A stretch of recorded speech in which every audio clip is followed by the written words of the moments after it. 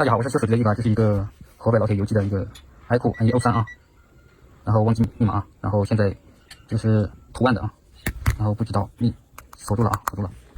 然后现在这个手机啊，我们看一下能不能双星也双不了啊，我们打开看一下。那手机关机，这个是5G 手机啊，5G 手机。然后我们按住音量上跟开机键，然后选择一下。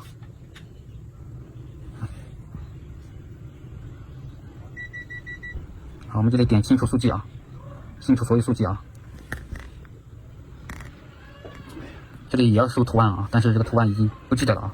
现在很多新款啊都是这样，不像老款的啊，双清一下就完了。现在是双清不了了，双清这里也要输密码啊，然后导致这个进不了系统。经过我一段时间的解锁啊，现在正在清除数据啊，已经解完了啊，等待手机重新开机。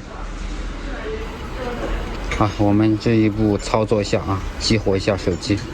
现在已经没有为我账号了啊，已经到了这个界面，就说明已经解开了。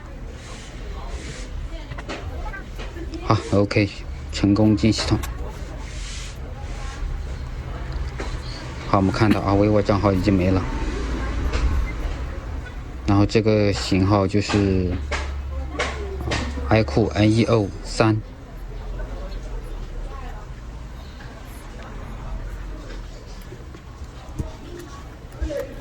好，这个我们已经解完了啊，然后这一步就装机，装机我们也非常用心啊。然后看到这个防拆标了没有？这防拆标我都是保留的啊，尽量去保留它啊，保留这个更好，因为保留这个后期手机更保值一点啊。你说我这个手机没拆过，拿去卖呀，或者是什么的都是比较保值一点啊。好，完美。感谢这个河北老铁姐寄修啊。